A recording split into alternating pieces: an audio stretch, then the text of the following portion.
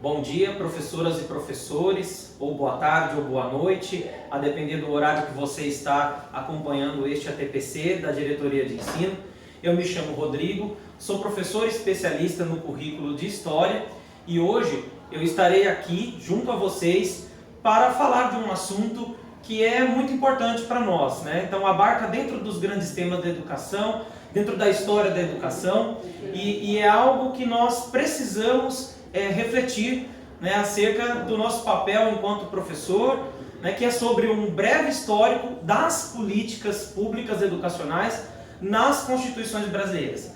É um tema extremamente relevante, né, que cai também nos concursos públicos para quem quer seguir na carreira docente e também traz um relevante conhecimento para nós que precisamos entender também das políticas públicas na área da educação. Eu inicio, a minha fala aqui passando para vocês uma frase que faz muito sentido na minha vida, que é: uma pessoa humilde é aquela que não diminui o outro para crescer. Uma frase que é atribuída ao Mauro Sérgio Cortella, filósofo brasileiro, doutor em educação e que também está sempre entre nós professores, quando nós estudamos também, seja para concurso público, seja também para entender e melhorar a nossa prática pedagógica. Não sou o dono da verdade, estou aqui junto a vocês para poder contribuir na construção do conhecimento, para que a gente possa, então, dentro desse meio todo que vivemos, compreender o quanto que as constituições brasileiras ao longo do tempo foram sendo modificadas e como que a luta pela educação foi modificando os textos constitucionais ao longo do tempo no nosso país. Primeiramente, a gente tem que entender o conceito de políticas públicas, né? Em resumo, as políticas públicas são aquelas ações, programas que o Estado faz para garantir e colocar em prática os direitos que são previstos na Constituição. Ou seja, a Constituição ela vai traçar diretrizes gerais de uma política pública.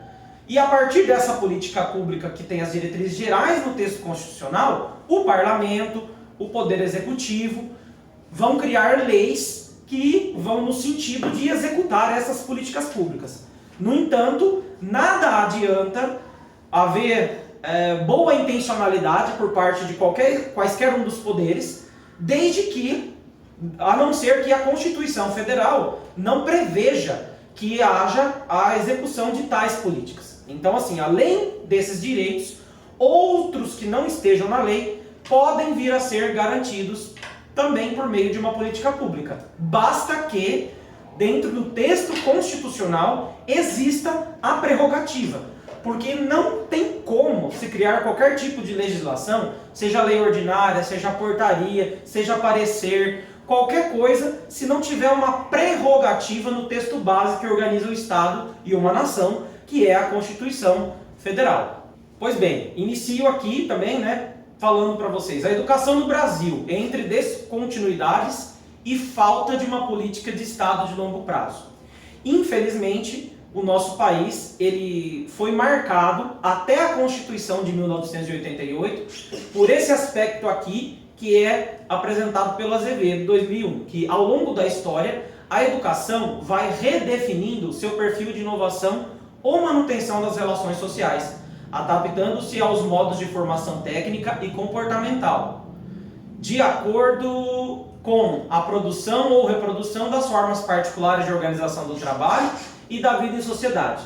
Portanto, falar em política educacional implica em considerar que a mesma articula-se ao projeto de sociedade que se pretende implantar ou que está em curso em cada momento histórico e conjuntura política, uma vez que o processo educativo forma aptidões e comportamentos que são necessários ao modelo social e econômico em vigor.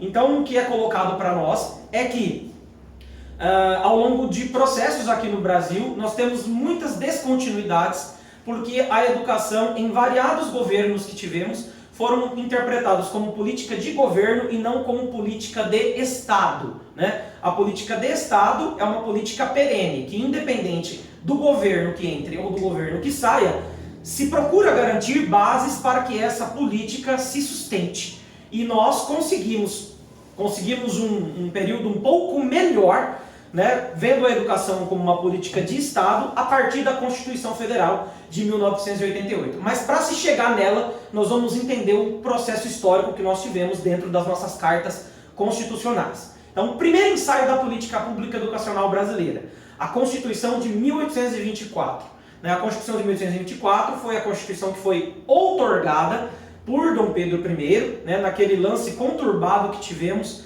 ali, início da nação brasileira, pós-independência, o parlamento não conversava muito bem com o poder executivo, e Dom Pedro I foi instado a outorgar uma Constituição, na qual ele colocou que, no seu artigo 179, que a inviolabilidade dos direitos civis e políticos dos cidadãos brasileiros, que tem por base a liberdade, a segurança individual e a propriedade, é garantida pela Constituição pela maneira seguinte, e aí o parágrafo 32 diz: a instrução primária é gratuita a todos os cidadãos. É importante a gente entender que, por mais que a Constituição de 1824 e o Dom Pedro I, que tinha tido uma educação para ser estadista, coloca esse parágrafo 32, infelizmente ela não garantia que todos os brasileiros tivessem, de fato, esse acesso à educação primária, posto que, infelizmente, as pessoas escravizadas, os negros, os afrodescendentes, os alforriados, pessoas que não tinham ali também uma certa relevância econômica para o Estado brasileiro, não eram considerados cidadãos. Dando continuidade, né, logo depois desse primeiro ensaio da política educacional brasileira, nós temos a Primeira República e retrocessos, né, que a educação também não escapou. Há um consenso geral entre os historiadores que a Primeira República foi um retrocesso para o Estado brasileiro. E dentre esses retrocessos, infelizmente, a educação também não saiu de fora do retrocesso. E a primeira Constituição Republicana, de 1891, ela apresentou um retrocesso porque, em relação à educação, não garantiu o livre e gratuito acesso ao ensino. Então, se na Constituição de 1824 você já tem uma prerrogativa de tentar garantir, pelo menos, que houvesse a instrução primária gratuita para aqueles que eram considerados cidadãos, a Constituição de 1891 sequer trata de quem deve ser a política pública ou a garantia da execução de uma política pública na área de educação. Portanto, a Primeira República começa com retrocessos e a educação foi atingida em cheio também dentro dos retrocessos que ela representou, infelizmente, para a construção também da política educacional no Brasil. Nós temos a Carta Constitucional do Governo Provisório. O governo provisório é aquele que vem logo depois do período que nós chamamos de Primeira República, que foi o governo, início do governo Getúlio Vargas, entre 1930 a 1937, o primeiro governo Vargas, que é chamado assim de governo provisório porque ele foi instituído por meio de uma rebelião, de uma revolução entre setores da sociedade civil, militares, que não satisfeitos com a política da política de governadores, ou também política de café com leite, que existia ali na Primeira República, em que colocava sempre São Paulo e Minas Gerais em evidência e separava os outros estados brasileiros da conjuntura política. Então, por conta desse contexto, os demais estados da federação, junto a Getúlio Vargas e as forças militares, sociedade civil organizada, se juntam e instituem um governo provisório entre 30 até 1937. Nós tivemos um avanço considerável na Carta Constitucional de 1934, em que colocou em seu artigo 149 que a educação seria um direito de todos e ela deveria ser ministrada pela família, pelos poderes públicos, cumprindo a estes proporcioná-la a brasileiros e a estrangeiros domiciliados no país, de modo que possibilitasse eficientes fatores na vida moral e econômica da nação e que desenvolvesse no espírito brasileiro a consciência da solidariedade humana. E é colocado o artigo 150. O Plano Nacional de Educação, constante de lei federal, nos termos dos artigos 5º, número 14 e 39, número 8, letras, só poderá renovar em prazos determinados e obedecerá às seguintes normas: ensino primário integral gratuito, de frequência obrigatória e tendência à gratuidade do ensino educativo ulterior ao primário, a fim de tornar mais acessível. Então, aqui a gente consegue perceber um avanço, e esse avanço, claro, que se deveu também graças à mobilização da sociedade, dos teóricos educacionais que estavam em evidência nesse momento, e isso reflete no texto constitucional. Então, aqui nós temos um avanço dentro da política pública da educação, onde há um comprometimento em tentar oferecer um ensino primário integral e gratuito e a tendência à gratuidade ao ensino que vai além desse primário integral e gratuito. Então já temos uma mudança radical pensando na Constituição de 1891, que praticamente rompe com essa ideia de trazer esse ensino obrigatório, universalizado. E claro, né, gente? Porque o governo de 1934, ali provisório, sofreu pressão da sociedade. E o de 1891, que estava ali com bases que não se conversava com a sociedade, simplesmente deixou a política educacional para escanteio. Até porque não era interessante para a elite de 1891 em diante, ali naquele momento, fazer com que as pessoas fossem alfabetizadas, tendo em vista que os analfabetos eram proibidos de exercer a cidadania por meio do voto.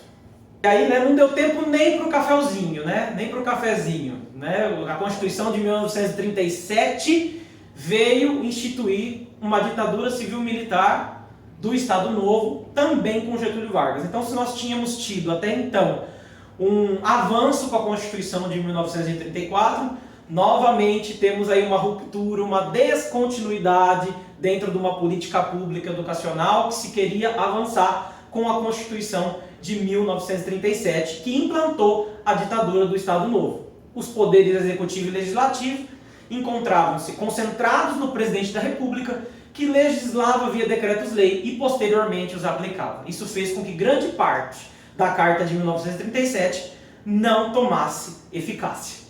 Sobre a educação, a Carta representou retrocesso em relação à sua predecessora, a de 34, porque a vinculação obrigatória de recursos para a pasta foi extinta, e embora fosse obrigatório e gratuito o ensino primário, dos menos necessitados, era exigida uma contribuição mensal para a caixa escolar, como uma forma de solidariedade, né? Ou seja, aquela questão de gratuidade, os mais necessitados terem acesso.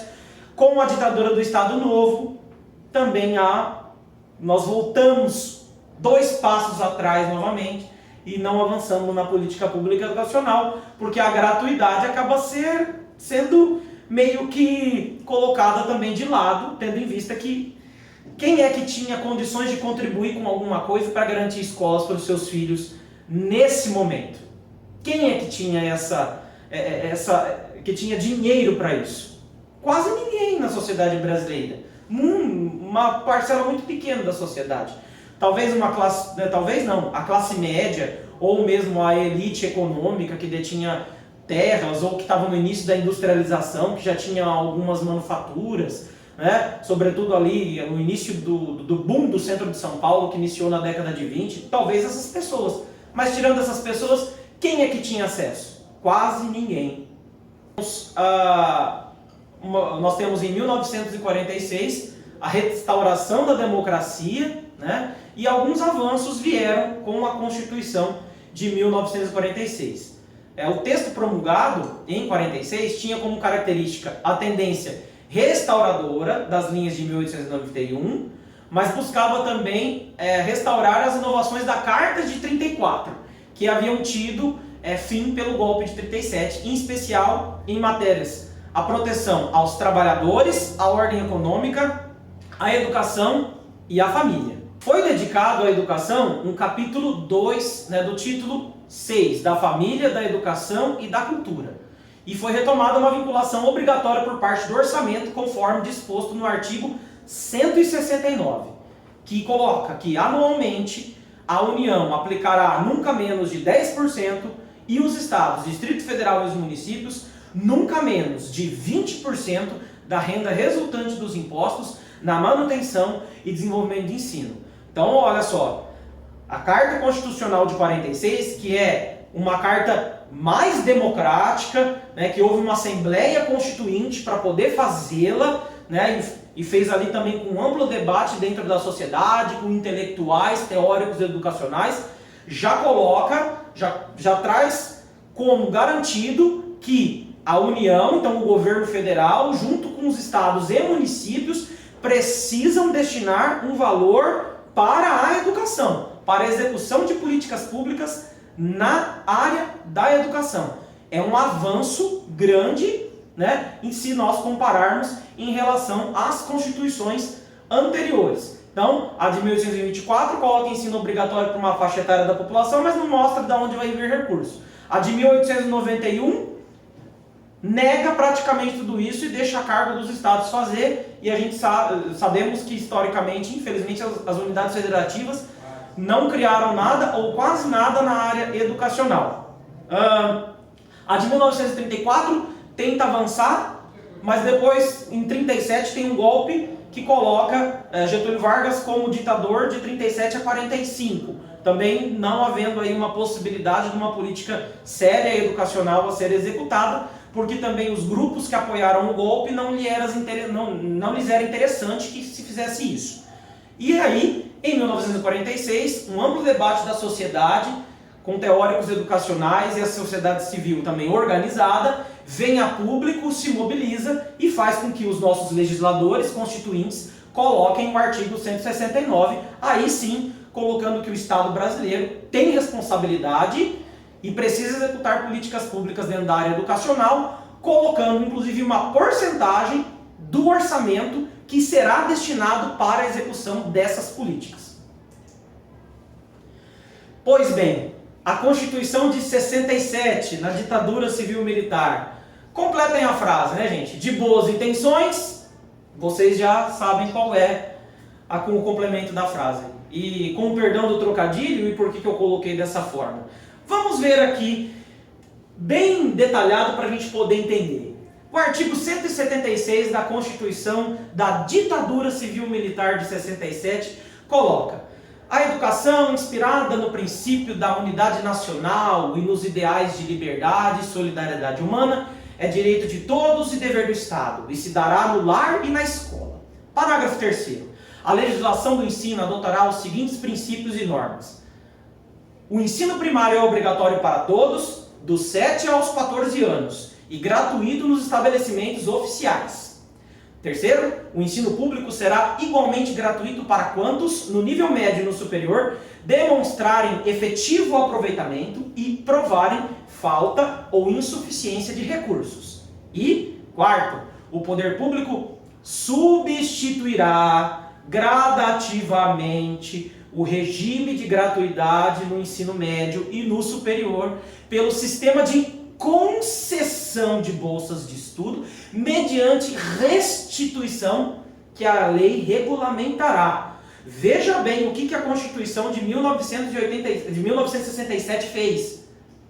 Ela rompe também com uma tradição democrática que vinha com a Constituição de 46 de destinar o ensino público gratuito e destinar uma porcentagem de recursos para a educação, transferindo para a sociedade brasileira a responsabilidade de gradativamente financiar o ensino das pessoas. Ou seja, a Constituição de 67, da ditadura civil-militar, coloca um início de uma tentativa de privatizar o ensino público, né? Em que depois vai ser rompido com a Constituição, na Carta Constitucional de 1988.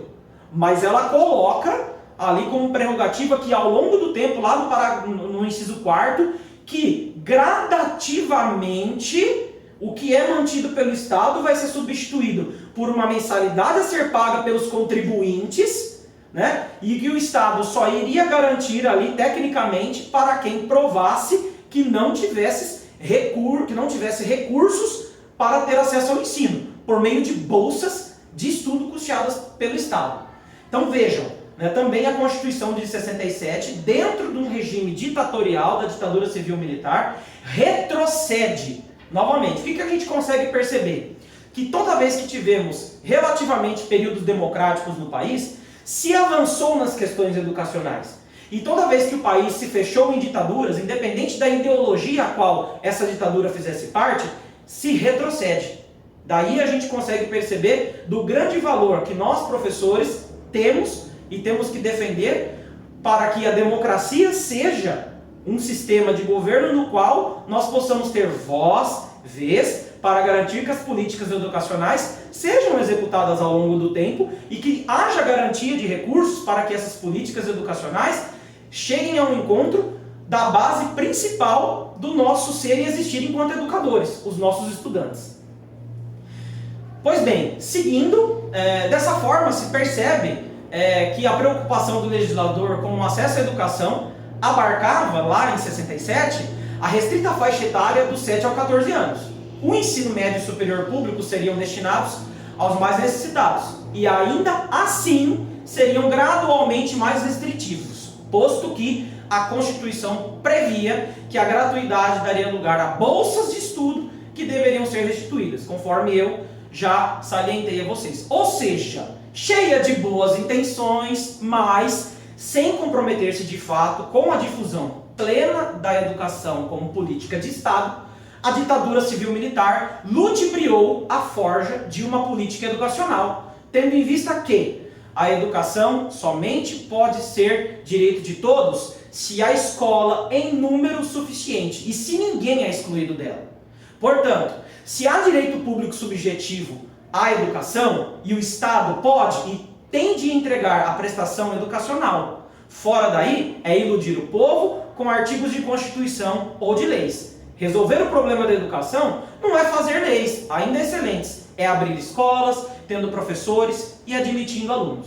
E foi isso que, infelizmente, a ditadura civil-militar, por mais que estivesse cheia de boas intenções, não executou ou coloca lá um artigo, um inciso duvidoso, em que coloca que gradativamente a coisa vai sendo substituída por bolsas de estudo e que a sociedade, ali, o contribuinte, vai ter que tecnicamente pagar pela escola dos seus filhos. Seguindo aí, caminhando e cantando e seguindo a canção, a educação como política permanente de Estado. Bom, tirando todo esse período conturbado em que vivemos e que foi uma árdua luta de todos os educadores ao longo do tempo do nosso país, a Constituição de 1988, ali que houve uma ampla mobilização da sociedade para que ela fosse promulgada, lançou as bases para uma expressiva alteração da intervenção social do Estado, alargando o arco de direitos sociais e o campo da proteção social sob a responsabilidade estatal, com impactos relevantes no que diz respeito ao desempenho das políticas, à definição dos beneficiários e dos benefícios. Nesse cenário, a educação corresponde a importante papel na promoção da justiça social, mobilidade social e diminuição das desigualdades. Mais do que isso, a redução constitui eficiente mecanismo de ação política. Para Raposo, a perspectiva política e a natureza pública da educação são destacadas na Carta Magna de 1988, tanto pela expressa definição dos seus objetivos, como pela própria estruturação de todo o sistema educacional.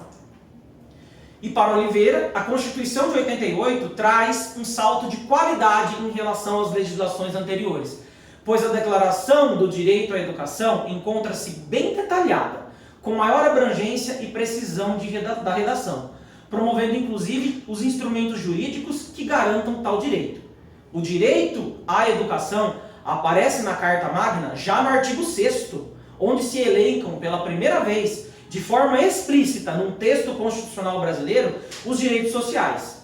Artigo 6º. São direitos sociais à educação, à saúde, o trabalho, o lazer, a segurança, a previdência social, a proteção à maternidade e à infância, a assistência aos desamparados, na forma desta Constituição. E o artigo 205 é o nosso artigo, é o artigo que a gente carrega no colo, o artigo que a gente conquistou, para garantir que nós, professores, tenhamos estudantes na escola e liberdade de cátedra para o trabalho. Dispõe, então, que a educação é um direito de todos e um dever do Estado, e sua promoção tem como fins o desenvolvimento tanto da pessoa quanto da própria sociedade. e o ensino começa a ser especificado no artigo 206, que expõe com seus princípios norteadores. Primeiro, igualdade de condições para o acesso e permanência na escola. E quarto, gratuidade do ensino público em estabelecimentos oficiais. Esse artigo, então, já traz em si uma inovação frente aos textos anteriores, pois passa a assegurar a gratuidade do ensino em todas as redes, não somente no ensino fundamental e no ensino médio. E no ensino médio não mais como exceção. O ensino superior é, pela primeira vez, também posto como gratuito. E o detalhamento do direito à educação se dá no artigo 208, que também é ali o artigo que nós temos junto com o 205, o 206 e o 208, são aqueles que nós temos que colocar, não é nem na nossa mente, é no nosso coração, como sendo praticamente a Bíblia que nós professores carregamos enquanto pessoas legalistas que defendem o direito à educação para todas e todos aqui do nosso país, que coloca que ela é um dever do Estado e com a educação será efetivado mediante a garantia de, primeiro, ensino fundamental, obrigatório e gratuito, inclusive para os que a ele não tiveram acesso na idade própria. Então, garantindo também que aquelas pessoas que outrora tiveram dificuldades na sua vida para ter acesso ao ensino, possam fazer agora. Ou seja, e obriga que o Estado tem que destinar recursos para a educação de jovens e adultos, para que eles também tenham acesso, porque, infelizmente, de acordo com a sua história de vida, por alguma dificuldade, não puderam ter acesso na idade própria. Progressiva universalização do ensino médio. Foi modificado esse inciso e outros aí que nós vamos ver sequencialmente. Atendimento educacional especializado aos portadores de deficiência, preferencialmente na rede regular de ensino. Atendimento com creche, pré-escola às crianças de 0 a 6 anos de idade. Acesso aos níveis mais elevados do ensino da pesquisa e da criação artística, segundo a capacidade de cada um. Oferta do ensino noturno regular, adequado às condições do educando, e atendimento ao educando no ensino fundamental através de programas suplementares de material didático escolar, transporte, alimentação e assistência à saúde.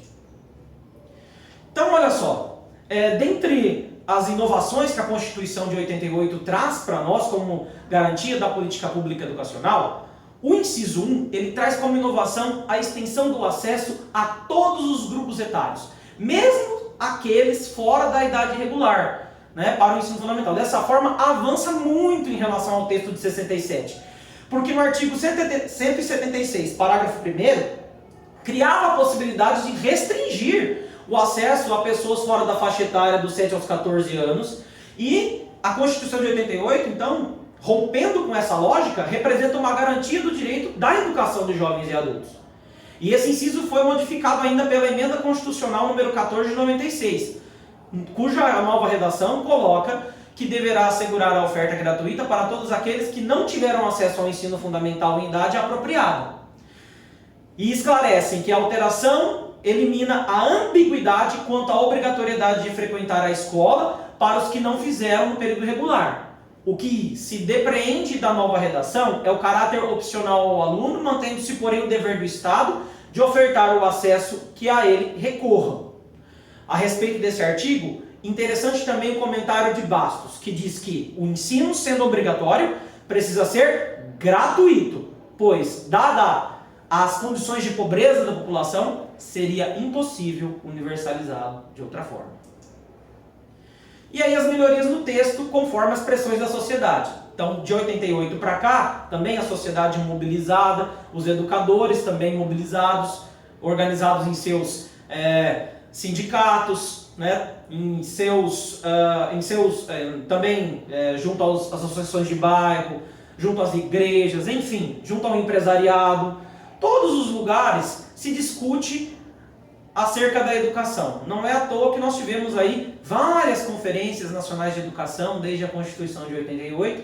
A mais recente que temos foi a que foi realizada em 2014, que criou o plano, atualizou o Plano Nacional de Educação, que é o que está em vigor até então e que é utilizado como baliza para as políticas educacionais que permanecem até hoje. E as melhorias no texto constitucional, elas foram surgindo também Dentre elas, a Emenda Constitucional 14, que eu já citei aqui, que deu nova redação ao inciso 2º, que suprimindo a obrigatoriedade e determinando a progressiva universalização do ensino médio gratuito. Né? Ou seja, aqui ó, a educação básica obrigatória e gratuita dos 4 aos 17 anos de idade, assegurado inclusive sua oferta gratuita para todos que a ela não tiveram acesso em idade própria.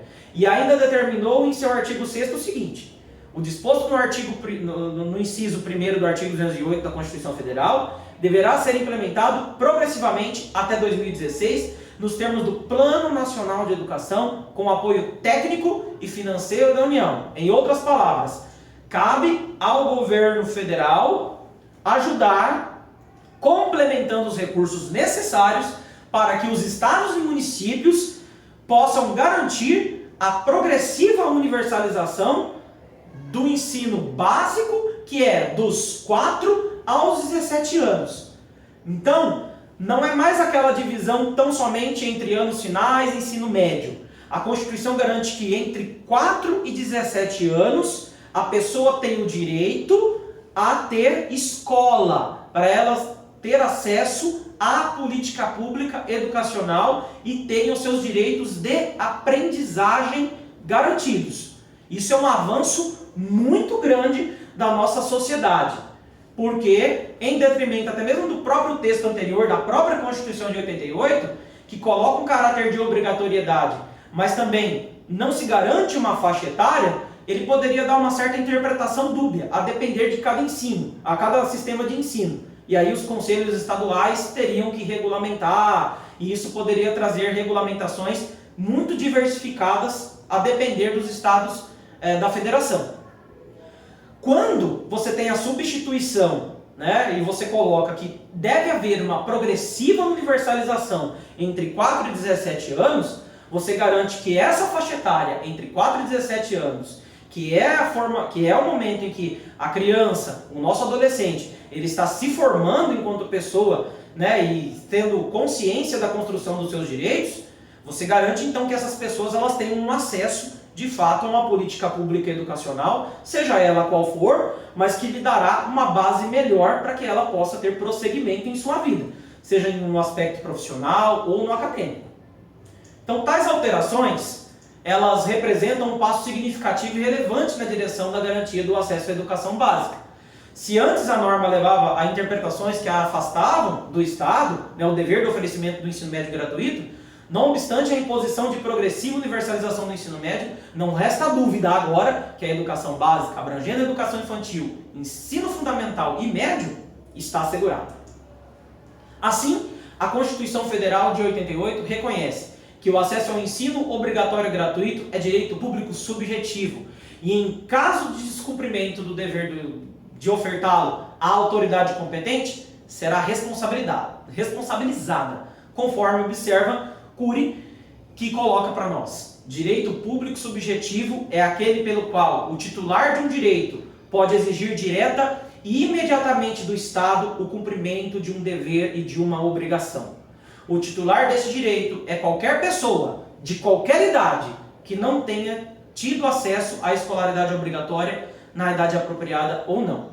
O direito deste dever é o Estado sob cuja alçada estiver situada essa etapa de escolaridade. O direito público subjetivo explicita claramente a vinculação substantiva e jurídica entre o objetivo, o dever do Estado, e o subjetivo, o direito da pessoa. Na prática, isto significa que o titular de um direito público subjetivo tem assegurado a defesa, a proteção e a efetivação imediata de um direito, mesmo sendo negado. Enfim, gente, eu agradeço você que me acompanhou neste momento de ATPC. Espero que esse tema traga as eventuais demarcações necessárias, se você ainda tinha dúvida em relação aos textos constitucionais, às políticas públicas. O que eu trouxe para vocês aqui é que nós precisamos ter em mente que a Constituição, as constituições do Brasil, ao longo do tempo, elas foram travadas muitas lutas entre vários grupos sociais para que se chegasse, ao longo, depois de todas essas lutas, para que se chegasse ao texto constitucional de 1988, que garante uma efetiva política pública educacional como sendo política de Estado. E independente do governo que entre ou do governo que não, do governo que entre ou saia, nós temos uma política de Estado assegurada e que garante recursos para a execução dessas políticas públicas. No caso, que mais atinge a nós, docentes, os professores. E temos que, enquanto seres sociais, políticos da área da educação, exigir que essa política de Estado sempre seja garantida e assegurada neste texto constitucional ou outrora nos próximos textos constitucionais que viermos a ter. Muito obrigado a todas e todos, agradeço imensamente a participação, o envolvimento, por vocês estarem me ouvindo até aqui e até uma próxima.